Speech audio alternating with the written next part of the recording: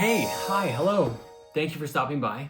Wow, okay, so this one took a couple extra days to put together. Normally I don't want to go a week without making new videos, but this past week was so full. In addition to just being spread really thin and working on so many things, I contracted this pain in my neck. So I kept thinking maybe tomorrow I'll film, and it's like 70-80% there. But anyways, I say that because it's still a little stiff and I have a feeling like I might be, 10 or 20% less animated than normal. Although I am a little bit like a cartoon character in real life, aren't I?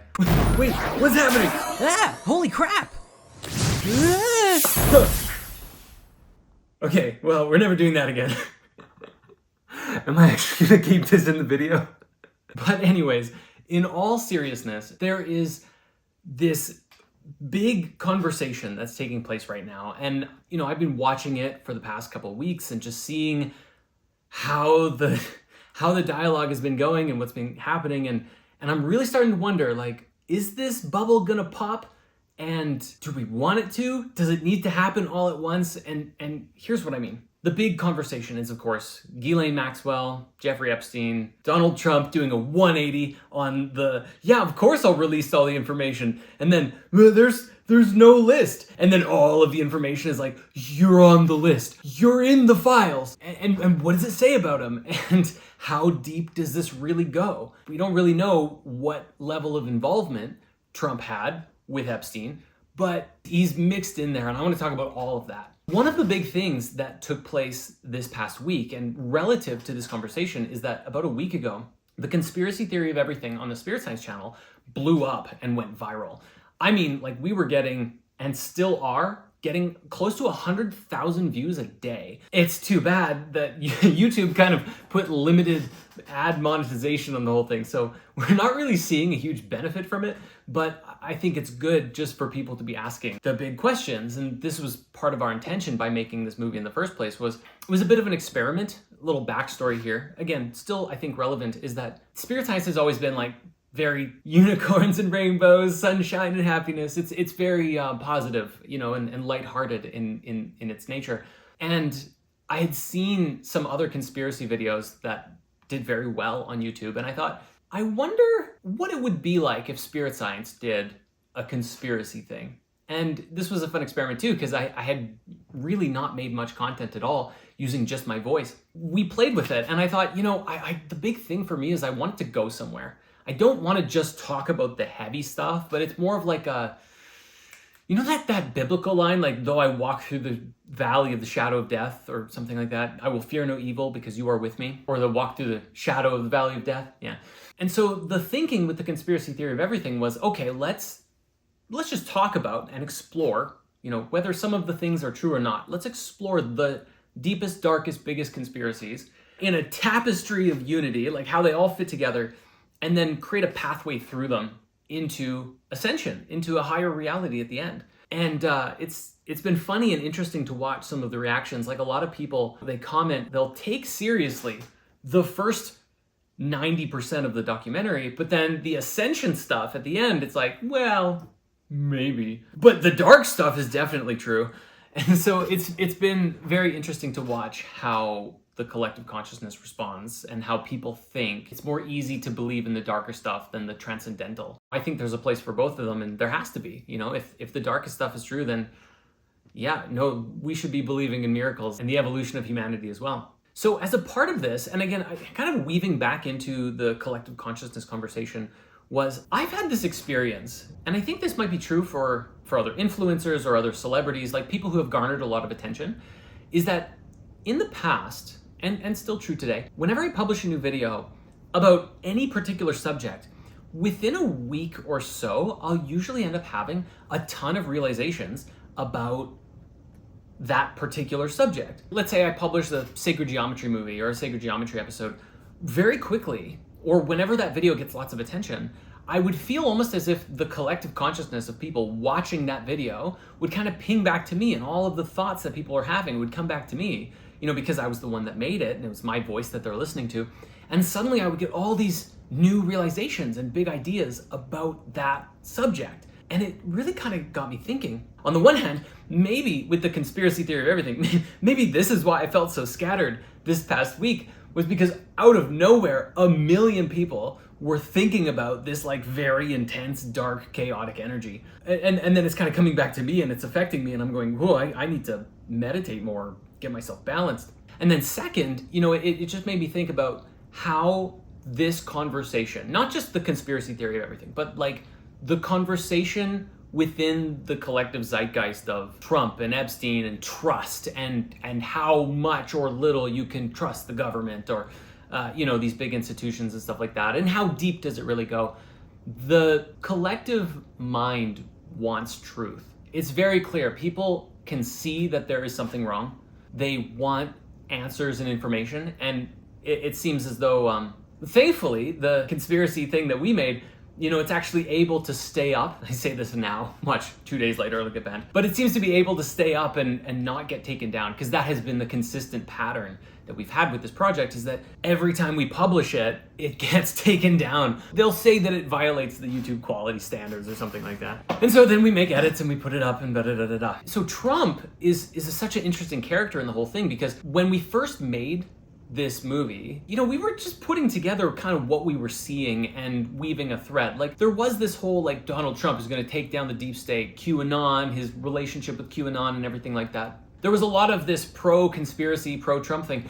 And not to mention, there's these really weird time travel conspiracy about Trump too, which we made. Actually, there's a video, I'll put a link here in the description, about the Trumpspiracy, the link between him and Tesla, or like his uncle, and how there's this story from like 100 years ago or something like that, where little Baron Trump was a time traveler and then Trump was the last president, and it's weird. Like, it's weird. Is there anything to it? Time will tell. If the whole world explodes in the next 4 years, maybe Trump is the last president, but that remains to be seen. Now, actually, on that note, I found a story. I don't want to play the whole video that I made before, but I found this short Instagram reel that kind of summarizes it. So really quickly, let's just watch that together right now. Baron Trump is a time traveler, and Nikola Tesla made it possible. In 1943, Nikola Tesla died in a New York hotel. Among his confiscated belongings was a formula he called the chrono-frequency equation, a theoretical method of bending time using electromagnetic fields. The government took his papers and gave them to John Trump, Donald Trump's uncle, who claimed they were worthless. But this is where it gets scary. Soon after, the U.S. Navy began Project Rainbow using ideas taken from Tesla's secret notes. Officially, it was to make ships invisible to radar. But on October 28, 1943, the USS Eldridge disappeared without a trace from radar, then reappeared miles away. Seconds later, it was back in Philadelphia as if it had never moved. Years before any of this, in the late 1800s, a writer named Ingersoll Lockwood wrote a strange story about a boy named Baron Trump, guided by a man named John, who finds portals under New York. At first it was seen as fantasy, but over 100 years later, readers noticed odd links to the Trump family. Even the name of Donald Trump's youngest son, Baron. So maybe we'll just leave that there for now, put that on the shelf for a moment. We might come back to it, because there's a thing there. Now, of course, on the other side, Trump is such a divisive character, because so many people, at least up until recently, had so much love and faith and trust for this guy doing the things that he was doing. And then on the other side, a lot of people really don't like him. It's clear that he's weird. The thing that I really want to see from Trump, and I just don't think I ever will, is authenticity. Oh my gosh, could you imagine if he went and drank ayahuasca at Rhythmia, and what would happen? I feel like maybe his face might open up and he might reveal one of those little aliens from Men in Black, and then the alien will be like, this is how much I can move my arms, because this is how he talks all the time. His robot body of Trump, it only has a linear extension of like this much. Or maybe just wears really tight suits, I don't know. Like, do you think he's ever like done yoga or even stretched in his life? I can't imagine. Okay, so of course, now getting really into the heart of this conversation, really a lot of it has to do with Ghislaine Maxwell. And I've been very curious about this for years. Like, what's she gonna say? Can she go public? Can she talk about her experiences? Can she share what's going on? And it's interesting because over the last week or so, she's sat down for hours at a time with U.S. Deputy Director, I should just find out what his title is, shouldn't I?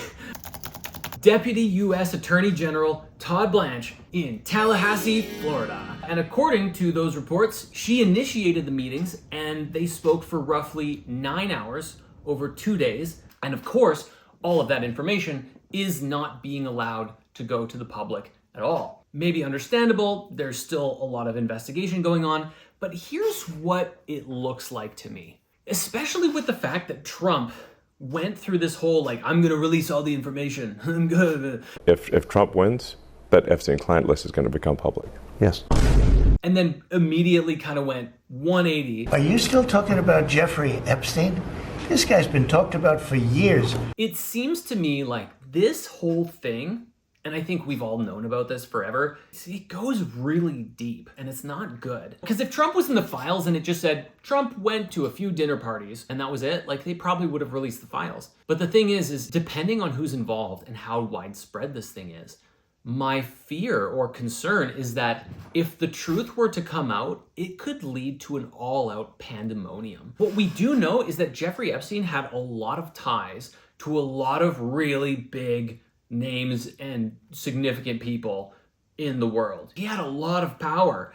And I almost think like maybe what happened was Donald Trump might have even used him to some degree to gain power. There was some sort of using back and forth to gain power for each other. It's like dark wizards playing chess with the world. Donald Trump very quickly went from a hero for the conspiracy theorists to maybe not. It really seems like he's taken a very different approach to leading than he did in his first term. Still, we just kind of have to watch and see. But so, I kind of liken it to, imagine that you were in your attic and you find this spider and it's got a few webs around it and you're like, and you get the spider and you kill it. And in this case, the spider is Jeffrey Epstein and you catch it and then you put it in a cell and then it kills itself mysteriously while all the cameras turn off.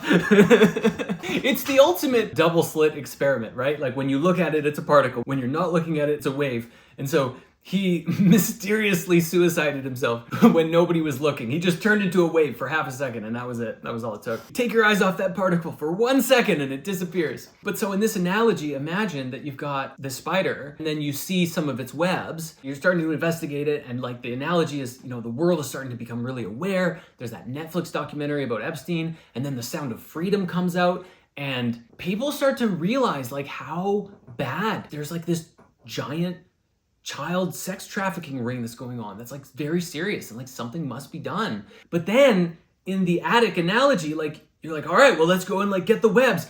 And what I'm afraid of is that they're talking to Ghislaine and they're pulling back the boards and then it's like, oh my God.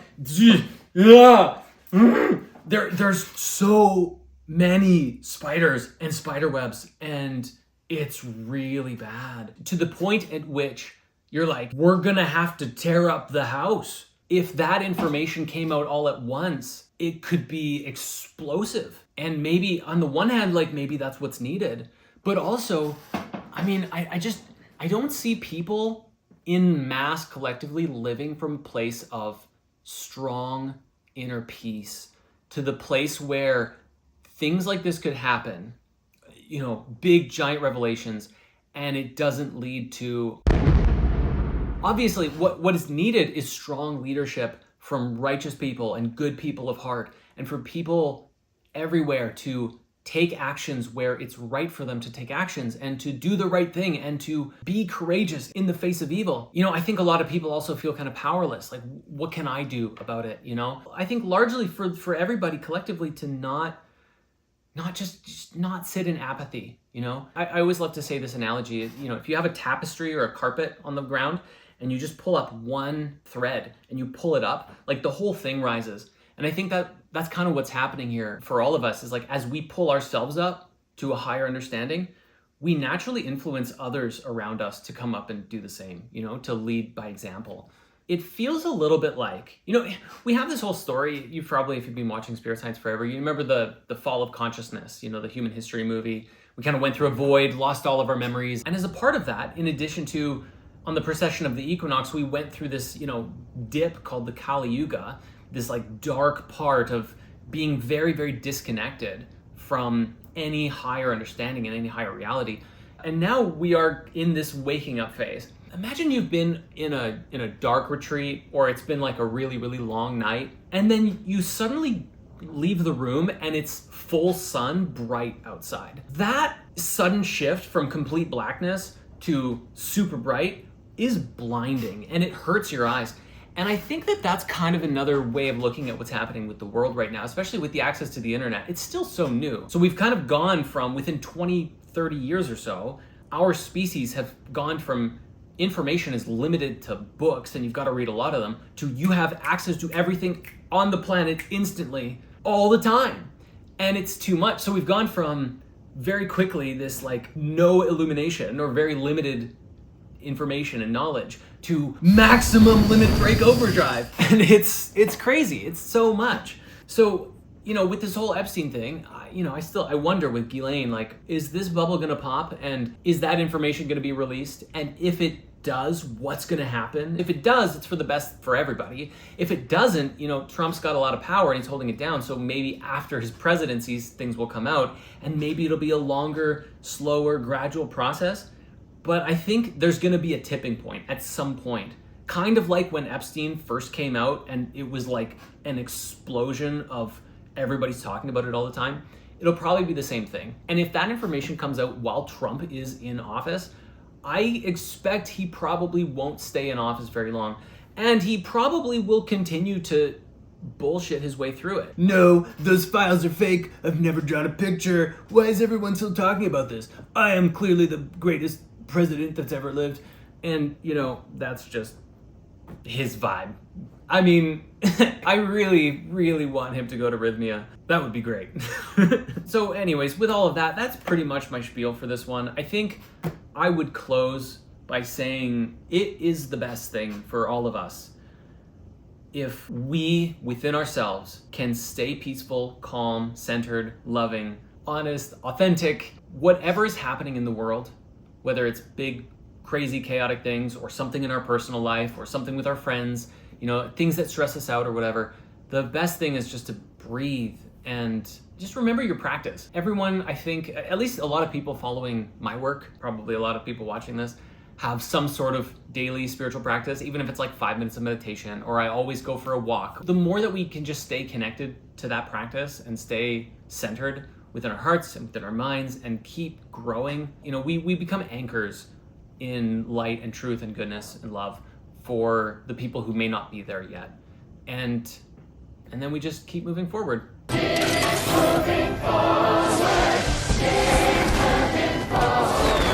I think that's pretty much it. So thank you very much for watching. God bless, and see you in the next video.